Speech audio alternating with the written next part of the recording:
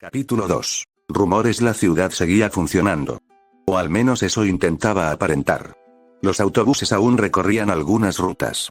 Los supermercados abrían durante unas pocas horas al día. Los hospitales seguían recibiendo pacientes. Los noticieros repetían una y otra vez que la situación estaba bajo control. Pero la gente había dejado de creerles. Bastaba mirar las calles para comprenderlo. Cada día había menos vehículos. Más ventanas cerradas. Más negocios con carteles de se vende. Más personas caminando con la cabeza baja. El miedo era contagioso. Mucho más que cualquier enfermedad. Hospital Saint Mary. Seattle. 5:48 de la tarde. La doctora Ellie Anderson terminó de quitarse los guantes después de una cirugía que había durado casi 5 horas. Paciente estable, dijo mientras observaba el monitor cardíaco. Uno de los residentes sonrió aliviado. Buen trabajo, doctora. Ella respondió con una leve inclinación de cabeza. No era una mujer de muchas palabras. Tenía 37 años. Cabello rubio recogido en un moño que casi siempre terminaba deshaciéndose al final del turno. Ojos claros. Buena condición física. Y una serenidad que muchos confundían con frialdad. Pero todos los que trabajaban con ella sabían la verdad. Ellie sufría con cada paciente que perdía. Simplemente había aprendido a no demostrarlo delante de los demás. Un médico nervioso inspira miedo. Uno tranquilo inspira esperanza. Y los pacientes necesitaban esperanza. Aunque fuera prestada. Cuando salió del quirófano, una enfermera la esperaba. Doctora, hay un problema en la morgue. Ellie suspiró.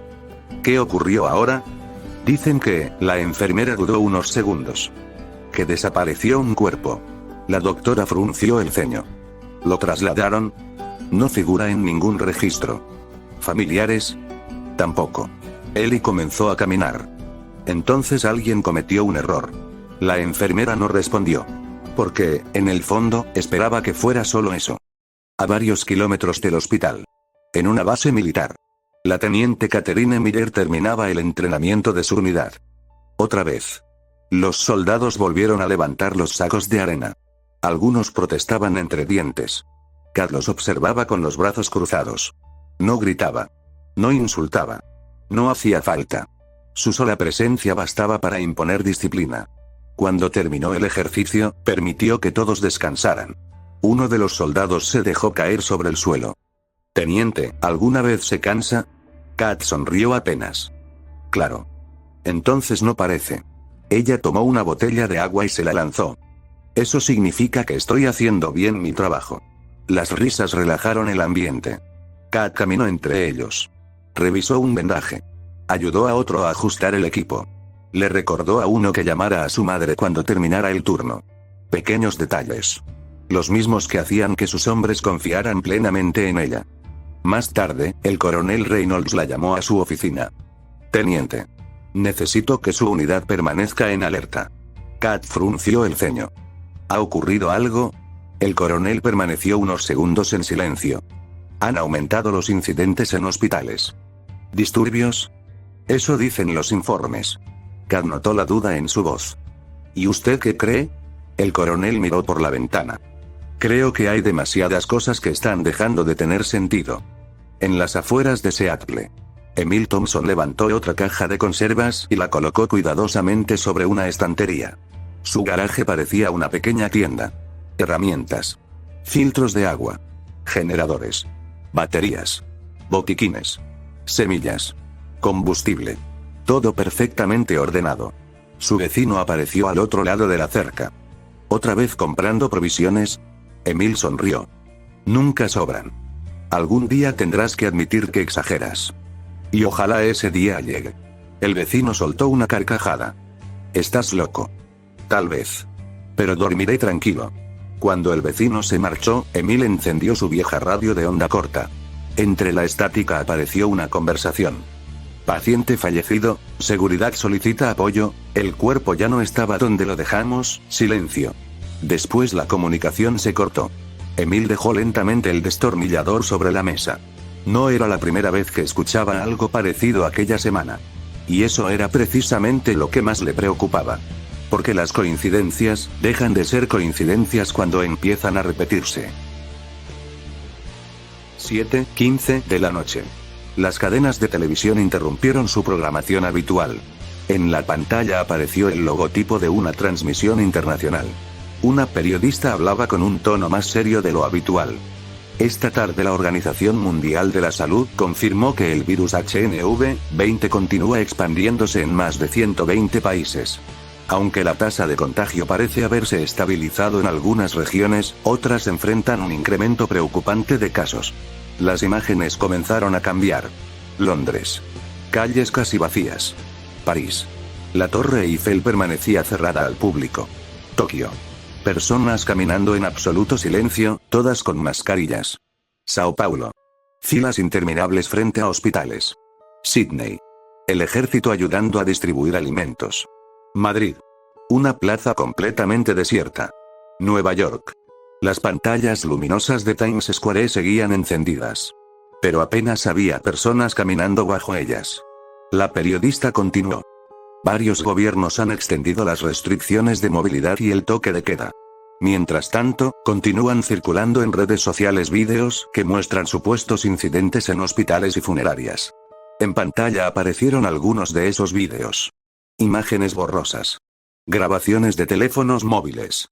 Camilleros corriendo por un pasillo. Un cuerpo aparentemente moviendo una mano. Gritos. La transmisión se detuvo. La periodista retomó la palabra. Las autoridades insisten en que estos vídeos han sido manipulados o sacados de contexto y piden a la población no difundir información falsa que pueda generar pánico. En una cafetería casi vacía, un anciano apagó el televisor. Siempre dicen lo mismo. La camarera levantó la vista. ¿Qué cosa? Que no hay que preocuparse.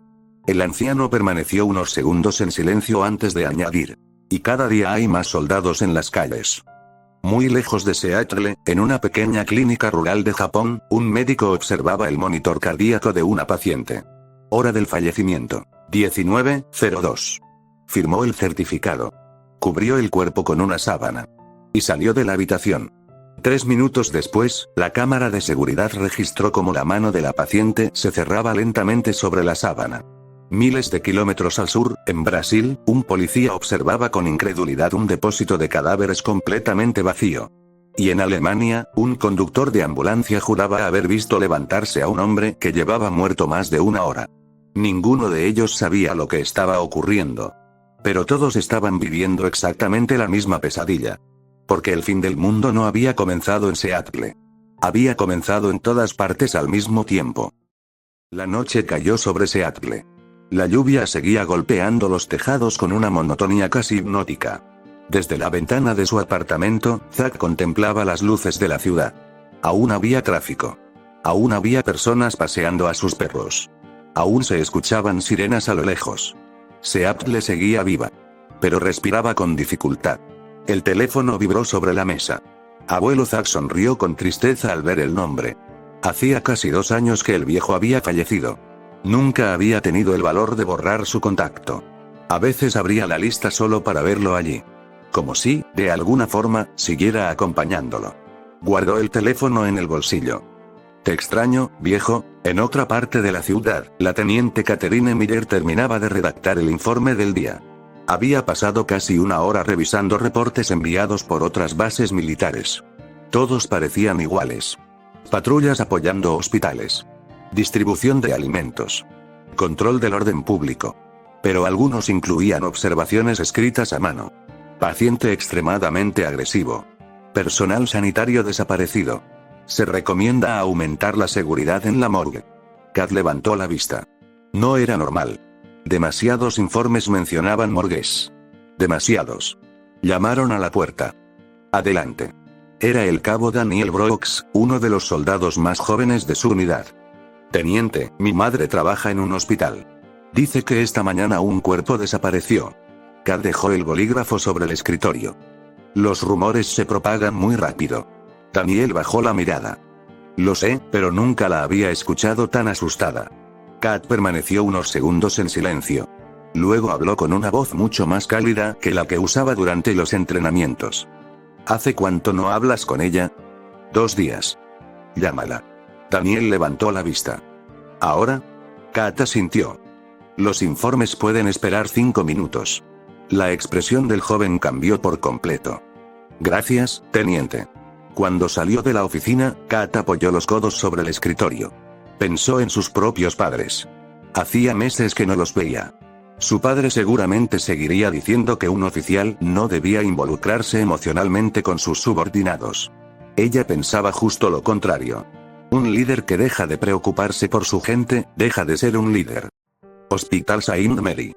La doctora Ellie observaba una pantalla repleta de resultados clínicos. Había algo que no lograba comprender. Los pacientes fallecidos presentaban alteraciones extrañas en algunos tejidos. No eran concluyentes. Ni siquiera sabía si estaban relacionadas con el virus. Pero tampoco podía ignorarlas. Un residente se acercó. «Doctora, ¿quiere ir a descansar un rato?» Ella sonrió. «¿Sabes cuál es el problema de los médicos?» «¿Cuál?» «Que siempre creemos que podemos dormir mañana». El joven soltó una pequeña risa. Eso sonó muy triste. Lo es.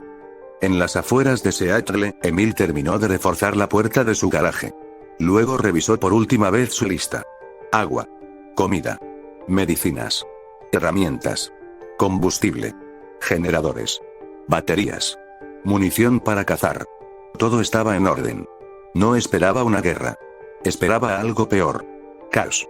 Su viejo perro, Duque, levantó la cabeza de repente. Gruñó. Miró hacia el bosque. Emil frunció el ceño. ¿Qué pasa, amigo? El perro nunca ladraba sin motivo. Salió al porche. No había nadie. Solo el viento moviendo los árboles. Pero Duque seguía gruñendo. Con el lomo erizado. Mirando hacia la oscuridad. Miles de kilómetros al otro lado del océano, la sede de la Organización Mundial de la Salud permanecía iluminada pese a la hora. Decenas de especialistas discutían alrededor de una mesa. Mapas. Gráficos. Videollamadas. Un científico japonés habló con evidente preocupación. Ya son 17 países con reportes similares. Una epidemióloga canadiense respondió. Los cuerpos no pueden volver a la vida. Es biológicamente imposible. Un investigador alemán dejó varias fotografías sobre la mesa. Entonces explíqueme esto. Nadie respondió. En una de las imágenes podía verse una cámara frigorífica vacía. Según el registro del hospital, 5 minutos antes contenía 12 cadáveres. El silencio se apoderó de la sala. Hasta que el director de la reunión tomó la palabra. Señores, si esto llega a hacerse público antes de que entendamos qué está ocurriendo, el pánico será peor que la enfermedad. Esa misma noche, en cientos de ciudades alrededor del mundo, alguien creyó ver moverse a un muerto. Y en todos los casos, nadie fue capaz de convencerlo de que había imaginado la escena.